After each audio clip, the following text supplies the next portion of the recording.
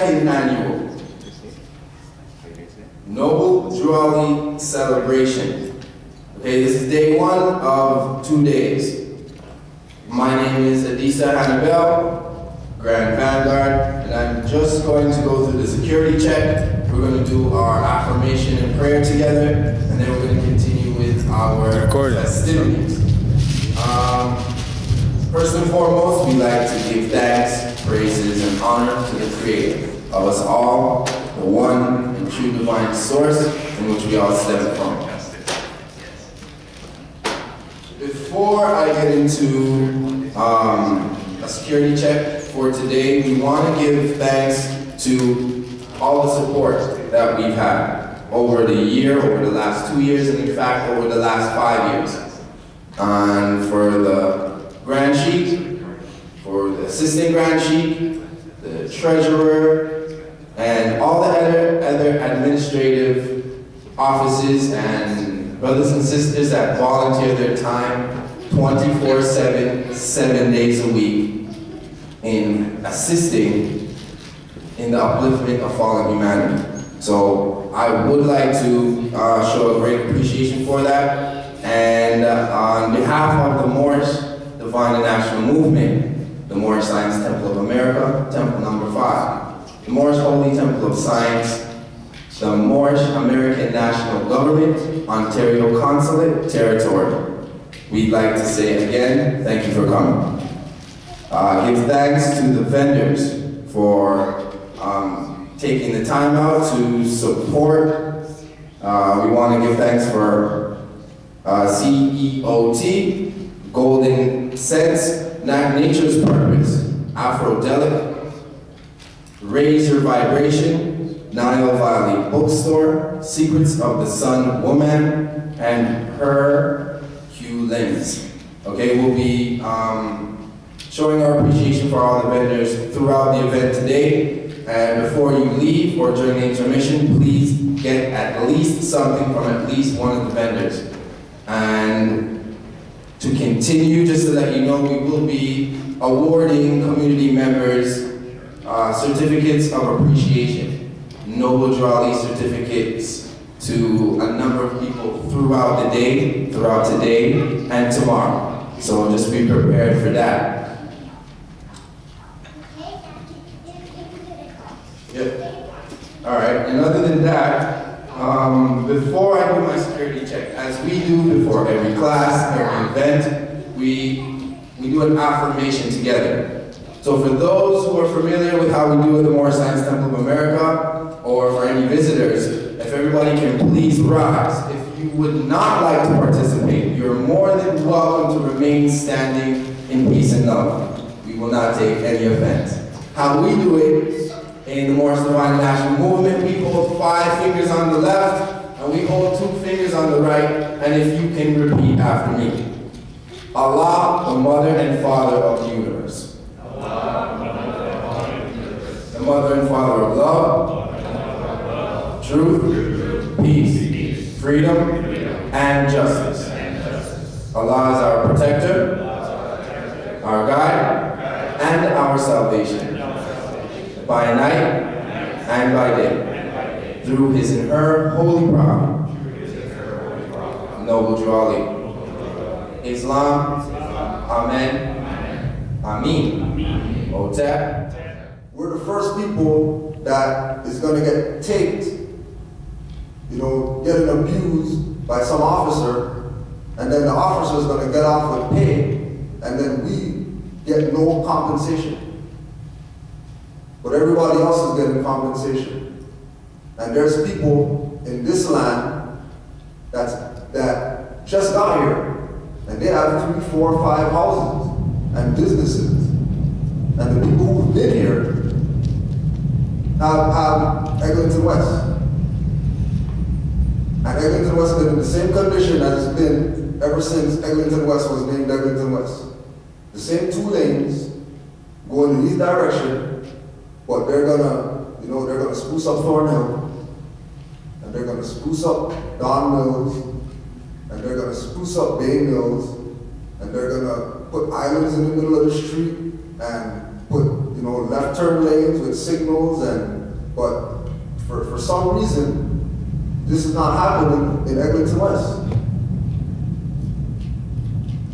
For some reason, this is not happening in the so-called, black communities. And the reason that these things aren't happening is because there's no nationality of those people called Negro, black, colored. They're civil little mortals, they're dead in the eyes of the law. And if you're dead in the eyes of the law, nobody has any need to respect you. Nobody whatsoever has the need to respect you. Dogs have more rights than black people in Canada. Think about that. They're passing laws to protect dogs. They're passing laws to protect raccoons from getting stabbed up by people. Passing laws. Laws are on the books to protect raccoons. Even though so-called black people are called coon, and that's short for raccoon.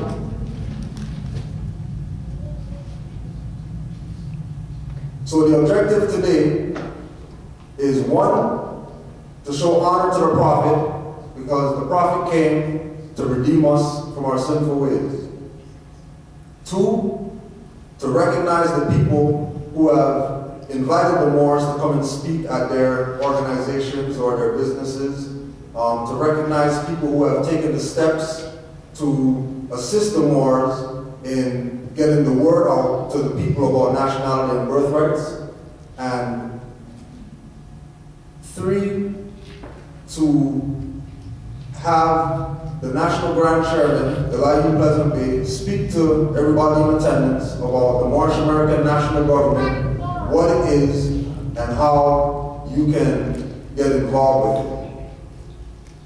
What we're going to do right now is we're going to give out our first award, and I'm going to let the brother speak for himself with regard to the organization that he's a part of, that has been doing work in the community for numerous amounts of years, too many years to count.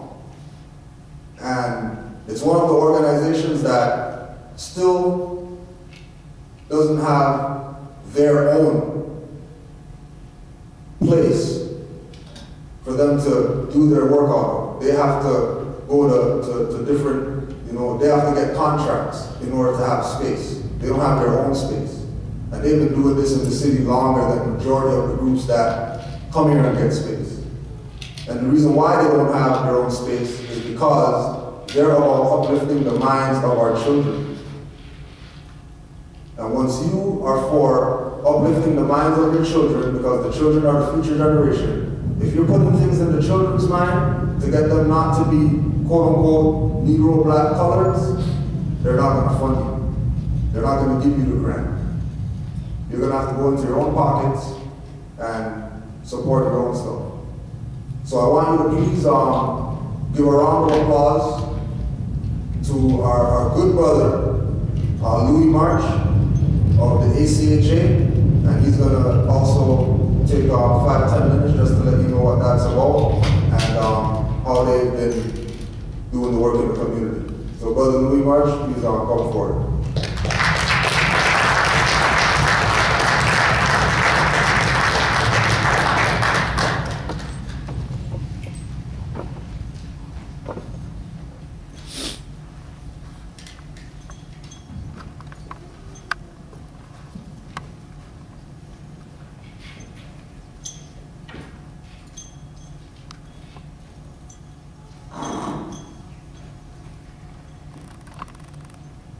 First of all, let me thank the Moors for inviting me here today and recognizing the African Canadian Heritage Association for the work that we have been doing. Since 1969, 43 years ago, the African Canadian Heritage Association taken it upon itself to uplift our community by focusing on our children, investing in our children.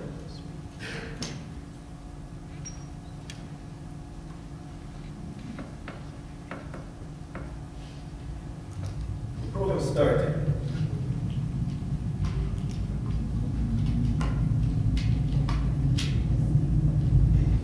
because our children were coming home from school, crying their eyes out, bawling, I don't want to be African, I don't want to be black, I want to be white. They were walking around their homes with white towels on their head, saying they want white hair. Because what they were seeing and learning in their schools, in their classrooms, from the school books, was a hatred for African people in pictures, language, and learnings. A group of parents got together and said, we will take matters into our own hands. And we will start the teaching of our culture and our history to our children about who we really are. We were going to take responsibility for that lesson. So the investment in our children, in terms of their education and awareness, will now be in the hands of the parents. Not the system, not the schools, not the media. We decided to do it ourselves. We also decided that we would not seek funding from government for our program. So this is one of the few organizations in our city that is doing the work that we're doing, that's self-funding, self-sufficient, and self-reliant. So whatever money it takes us to run our program comes from our community that supports us and from our fundraising activities. We're currently working out of Centennial College, and we've had challenges about finding our own space, our own location. That will happen in time, but we're committed to investing in our children. We have seen the value of our work manifest itself in many ways. The people that have come through the program, I could sit down here and I could name them. Daniel Hyman, which received an award from this group. Veronica Sullivan, Francis Jeffers, Aisha Wickham, who is now with a 98.7. Paulette Sr., who ran for political office in Scarborough Valley. We see the people that have come through the program and we see them doing their works today. And we believe that due to the efforts of this program that we made a contribution in that sense. We know that we have a lot more work to do. We know that there's a lot more challenges ahead. But we have never lost sight of the need for us to invest in our children.